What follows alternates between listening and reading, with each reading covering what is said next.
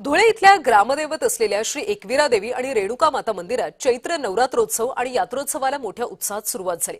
गुढीपाडव्यापासून म्हणजेच 19 मार्च ते 27 मार्च दरम्यान हा नवरात्रोत्सव साजरा होतो। या निमित्ताने अष्टमीला 1 एप्रिलपासून सलग 12 ते 15 दिवस पांझरा नदीपात्रामध्ये भव्य यात्रा भरवली जाते। या यात्रेसाठी पाळणे आणि विविध साहित्यांची दुकानं थाटण्याची लगबग सध्या सुरू आहे। यंदा मंदिर प्रशासनाने भाविकांच्या सोयीसाठी आणि सुरक्षेसाठी विशेष खबरदारी घेतली।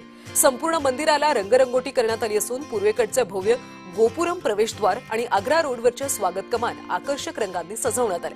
पूर्वेकडचा भव्य गोपुरम प्रवेशद्वार आणि आग्रा रोडवरच्या स्वागत कमान सजवण्यात आलेली आहे। सुरक्षेच्या दृष्टिकोनातून मंदिर परिसरात 35 सीसीटीव्ही कॅमेरे, पोलीस बंदोबस्त आणि खासगी सुरक्षा रक्षक तैनात करण्यात आले।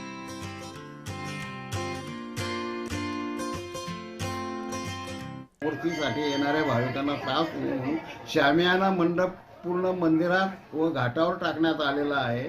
सावलीची सोय करण्यात आलेली आहे, पाण्याची सुविधा करण्यात येत आहे। त्याचप्रमाणे त्यांना उन्हापासून बचाव व्हावा म्हणून फॅन आणि कूलर सुद्धा लावण्यात येणार आहेत। अशा या सगळ्या सुविधा मंदिर प्रशासन करीत आहे। तरी सर्व भाविक भक्तांनी यात्राचा, नवरात्राचा आणि आई भगवतीचा आशीर्वाद असा सगळा याचा लाभ घ्यावा